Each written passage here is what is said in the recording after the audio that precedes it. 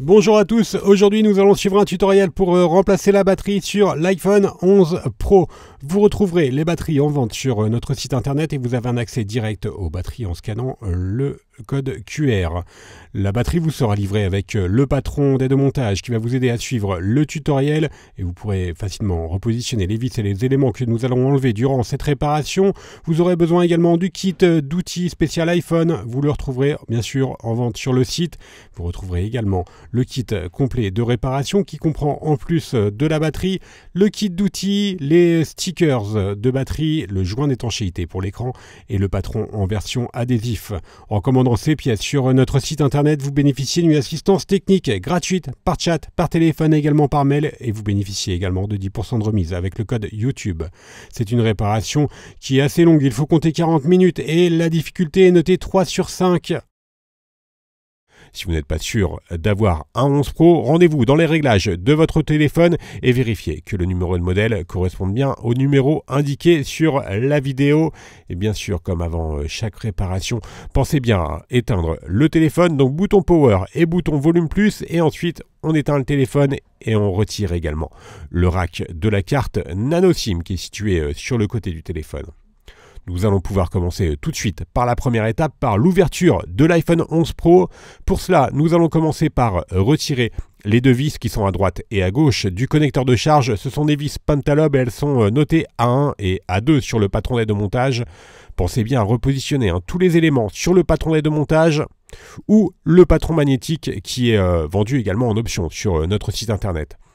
Et maintenant, nous allons devoir chauffer l'écran pour pouvoir l'ouvrir plus facilement. C'est facultatif, mais vous aurez plus de facilité à l'ouvrir si l'écran est légèrement chauffé à l'aide d'un sèche-cheveux ou d'un décapeur thermique.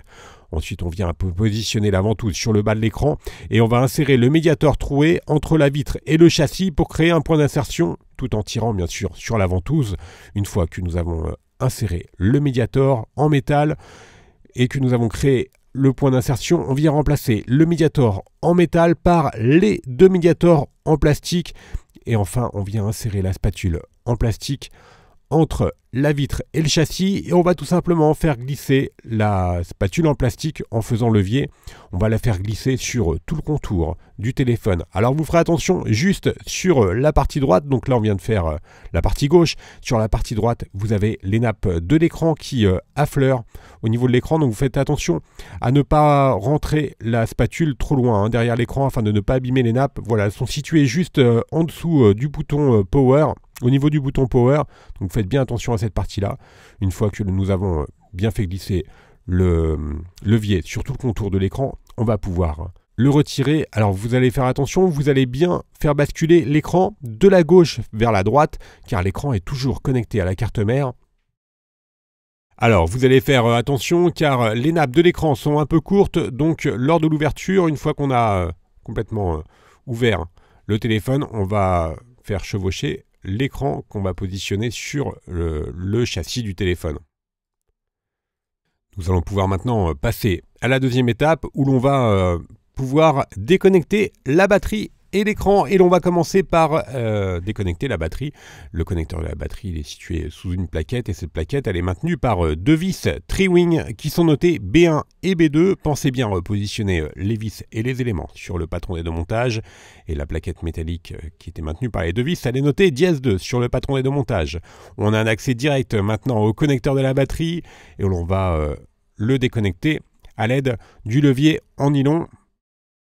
On va pouvoir ensuite déconnecter les nappes de l'écran. Les nappes de l'écran, elles sont situées sous une plaquette métallique qui est maintenue par les vis numérotées C1 à C6.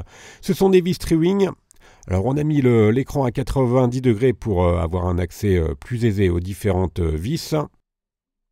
On enlève donc les 6 vis notées C et ensuite nous allons retirer la plaquette métallique notée Dièse 3 et qui protège la carte mère et les différentes nappes, dont les deux nappes de l'écran et également la nappe de la caméra du haut-parleur interne. On va commencer par déconnecter les deux nappes de l'écran, donc c'est un écran OLED.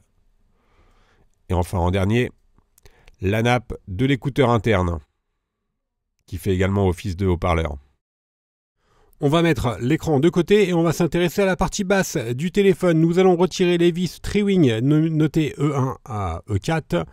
Et ces vis Tri-Wing, elles maintiennent une plaquette métallique. Et sous la plaquette métallique, nous allons avoir accès au connecteur du Taptic Engine et également au second connecteur de la batterie que l'on va déconnecter. Alors attention, donc je vous l'indique, sur la batterie, il y a deux connecteurs. Ça, c'est le deuxième. Il est notamment utilisé par la recharge par induction. Et maintenant, nous allons donc pouvoir retirer le vibreur, le Taptic Engine.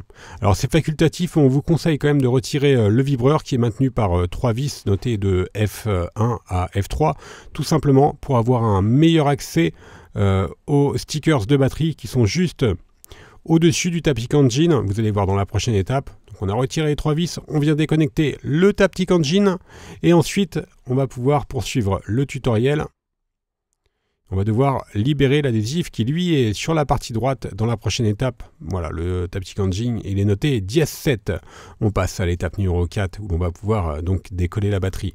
Avant de décoller la batterie, nous allons devoir retirer les vis G1 et G2 et on va donc enlever également la plaquette notée dièse 8 et l'on va pouvoir déconnecter le connecteur de charge.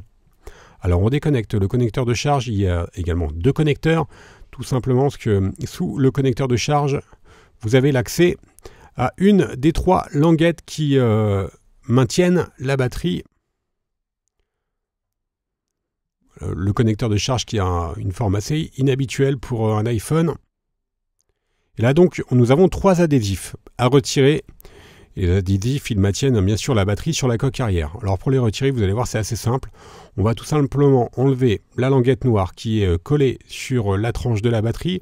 Et ensuite, on vient l'enrouler autour de la Bruxelles et on va tirer le plus à l'horizontale possible sur le sticker de la batterie qui est très élastique comme vous pouvez le constater.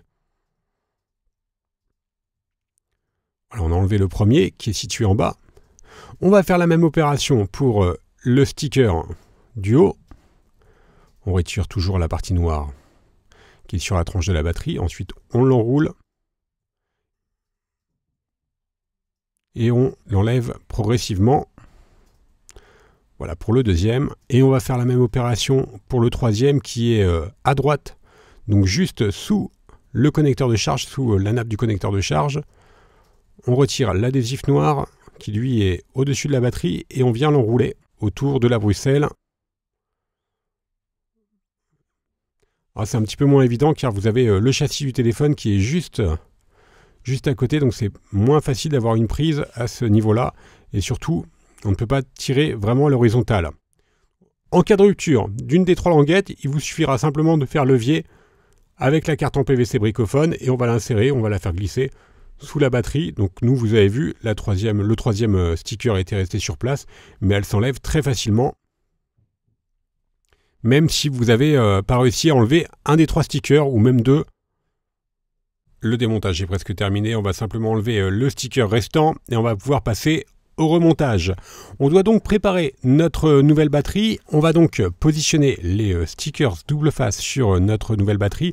Alors les stickers double face, nous étant donné qu'on a fait le tutoriel juste à la sortie de l'iPhone 11 Pro, les stickers pour le 11 Pro n'étaient pas encore disponibles. Donc on a utilisé les stickers de l'iPhone 10. On a enlevé la partie bleue, on les recolle. Et donc on en met donc 3. Alors vous faites attention à ne pas positionner de sticker sur la nappe de recharge par induction. Vous voyez l'élément ovale noir qui est sur le châssis du téléphone, c'est la nappe de recharge par induction. Donc les stickers sont normalement prévus pour ne pas être positionnés sur cette nappe. Bien évidemment, quand vous commanderez votre batterie pour iPhone 11 Pro, les stickers double face seront disponibles. Donc les stickers spéciaux iPhone 11 Pro, évidemment. On a donc repositionné notre batterie sur le châssis du téléphone. On vient reconnecter la nappe du connecteur de charge qui comprend deux connecteurs, je vous le rappelle. Cette nappe elle est notamment maintenue par une plaquette métallique qui est notée dièse 8 qui se positionne sur le châssis et elle est maintenue par deux vis Tri-Wing qui sont notées G1 et G2. Ensuite, nous allons repositionner le vibreur, donc le Taptic Engine, qui est un vibreur amélioré, qui permet notamment un retour haptique. On le reconnecte et on vient le refixer à l'aide des vis notées de F1 à F3. La dernière étant une vis avec une empreinte plate. Et les deux autres, ce sont des vis Tri-Wing. On vient reconnecter le deuxième connecteur de la batterie. On reprend ensuite la plaquette métallique notée dièse 6 et qui est maintenue par 4 vis Tri-Wing qui sont notées de E1 à E4. Nous allons ensuite préparer notre châssis pour changer le joint d'étanchéité, donc en mettre un nouveau. Vous n'êtes pas obligé de changer le joint d'étanchéité, mais dans ce cas, bien sûr, vous n'avez pas besoin d'enlever l'ancien, mais votre téléphone perdra toute étanchéité. Si vous souhaitez le changer, il faudra au préalable retirer l'ancien joint d'étanchéité, donc qui est sur tout le contour du châssis. Et ensuite, on va reprendre donc le nouveau joint d'étanchéité. On enlève la première partie, donc le film le plus grand.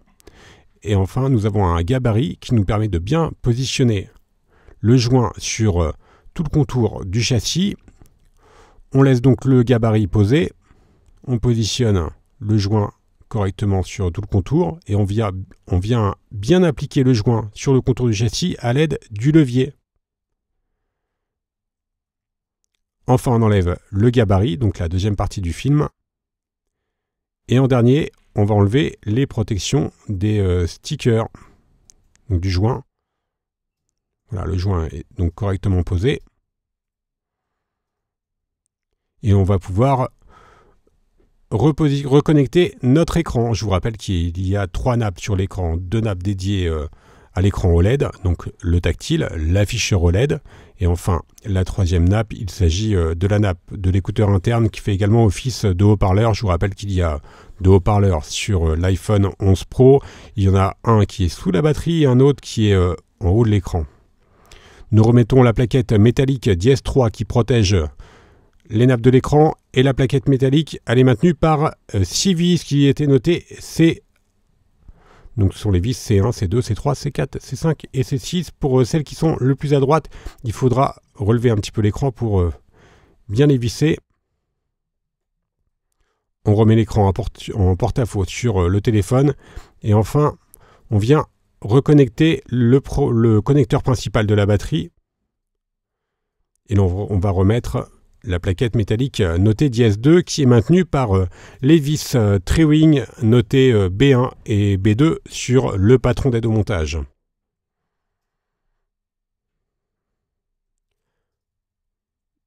Voilà, la réparation est presque terminée. On va bien sûr refermer le téléphone.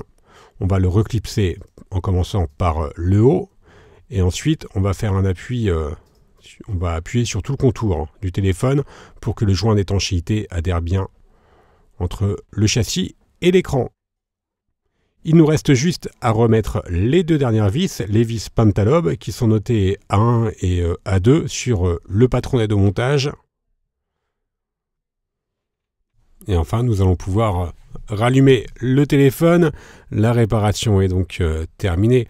Nous allons faire un récapitulatif des produits utilisés pour réaliser cette réparation, en commençant bien sûr par la batterie. Vous la retrouverez en vente sur notre site internet, elle vous sera livrée avec le patron d'aide au montage.